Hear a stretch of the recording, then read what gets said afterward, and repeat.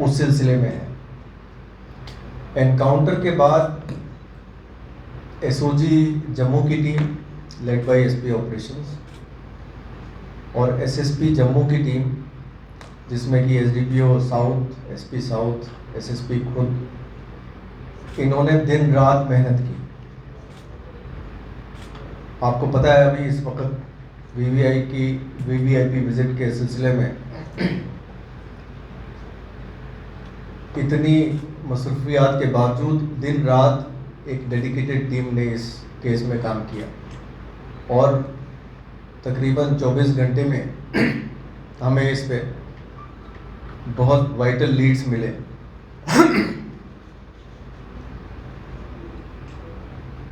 Technical analysis detail की गई electronic surveillance unit of Jammu के द्वारा और उस डिटेल टेक्निकल एनालिसिस के बाद हमने शफीक अहमद शेख को गिरफ्तार किया। ये शफीक अहमद शेख तराल का रहने वाला है और जम्मू में अपने भाई आसिफ के साथ वॉलनट फैक्ट्री में काम करता है और वो एक इकबाल नाम के शख्स के घर में सुंजवा में रहता है, जलालाबाद सुंजवा में रहता है, जहाँ पे जिसके नज़दीक ये एनकाउंटर हुआ। इकबाल जो है दमाल हंजीपुरा का रहने वाला है और इकबाल को भी फिलहाल इस केस में डिटेन किया गया है। जो शफीक का भाई आसिफ, इसने यहाँ पे जैश ए मोहम्मद के कहने पे सिम कार्ड, मोबाइल फ़ोन और टेलीग्राम आईडी क्रिएट की और अपने भाई को दी। जिस रात ये टेररिस्ट आए उस रात आसिफ इसके घर में नहीं रुका, इकबाल के घर में। आसिफ अपने फैक्ट्री के गुलजार के घर में रुका।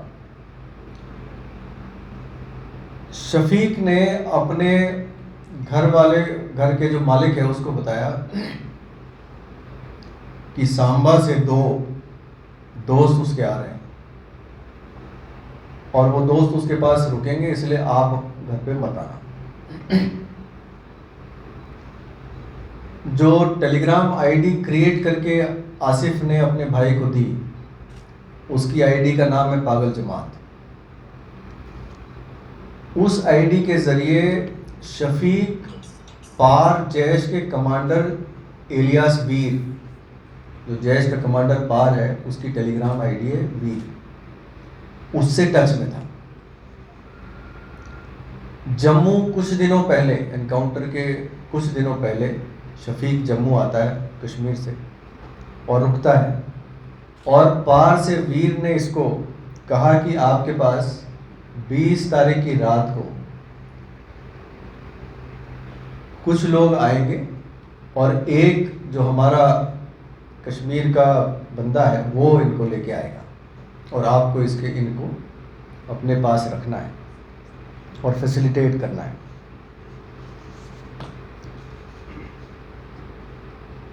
जो ये बंदा है जिसको जैश ने यहाँ पे डिप्यूट किया था वो था बिलाल अहमद वगे।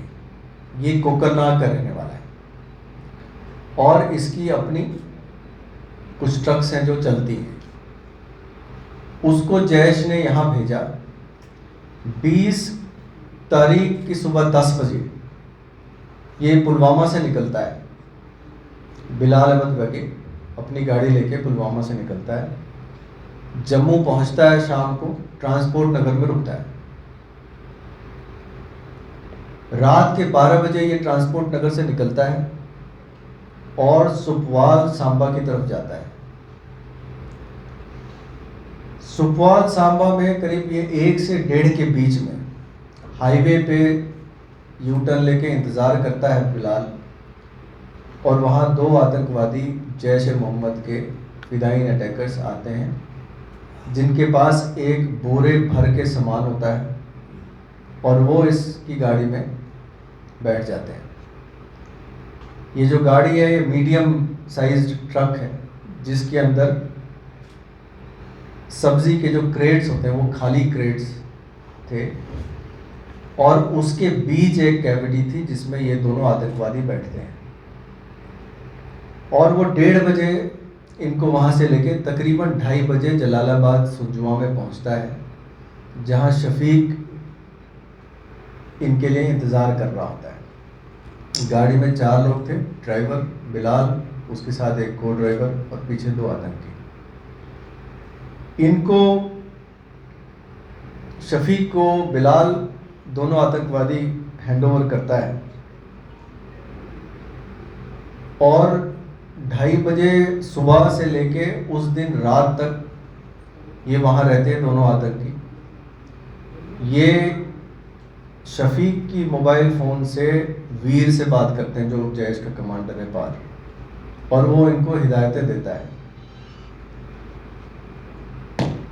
और इसको इंस्ट्रक्ट करता है शफीक को कि वो इनको ले जाए और किसी भी सुरक्षा बल के एस्टेब्लिशमेंट पे अटैक करवाए। और हिदायत में ये भी थी कि अटैक में ज़्यादा से ज़्यादा नुकसान हो ताकि जो वीवीआईपी विजिट है वो ना हो पाए। ये उसकी हिदायत शफीक को होती है और शफीक इसकी तैयारी करता है। इस दौरान हमें सूचना मिलती है खुफिया सूत्रों से कि इस इलाके में 2 आतंकवादी आए हुए हैं। मूवमेंट सस्पिशियस थी, हमने फ़ौरन घेरा डाला जिसमें सभी ऑफिसर्स ने they all led from the front, in which DIG Jammu, SSP Jammu, SP operations, CRPF officers, some commandants of CRPF, they were all there throughout the night in the cordon and trying to confine the terrorists to that area so that they do not come out and carry out their attack which they had planned. तो जो उन्होंने आतंकवादी घटना करने की सोची थी उसको रोकने के लिए हमने कॉर्डन लगा के उस पर हम कामयाब हुए। और उसके बाद आप सबको पता है कि अगले दिन एनकाउंटर शुरू होता है जिसमें कुछ हमारे जवान जख्मी होते हैं, लेकिन उन दोनों आतंकवादियों को मार गिराने में हम कामयाब हो जाते हैं। नोट करने वाली बात यह है कि ये जो बातें हमने आपको बताई हैं कि वो कब सुखवाल से चढ़े और कब यहाँ जलालाबाद पहुँचे,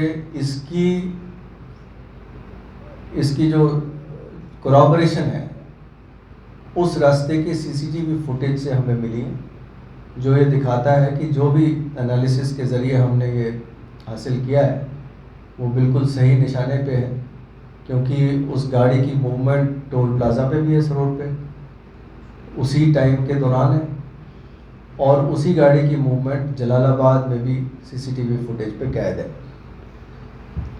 एक और बहुत ही इम्पोर्टेंट बात ये है जो कि हमें शफीक ने बताया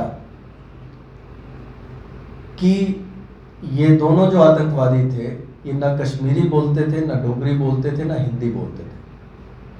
और जब इनको पश्तू लैंग्वेज सुनाया गया तो इनको समझ में बात आई, इसने कहा कि ये इसी किस्म की लैंग्वेज बोलते थे। लिहाजा ये ऑब्वियस है कि ये या तो उन पाकिस्तान के इलाके के थे जो अफ़गानिस्तान से मिलता है जिसमें इस किस्म की भाषा बोली जाती है, जैसे खैबर पख्तूनख्वा है, इस किस्म के इलाके से थे, या तो अफ़गानी थे।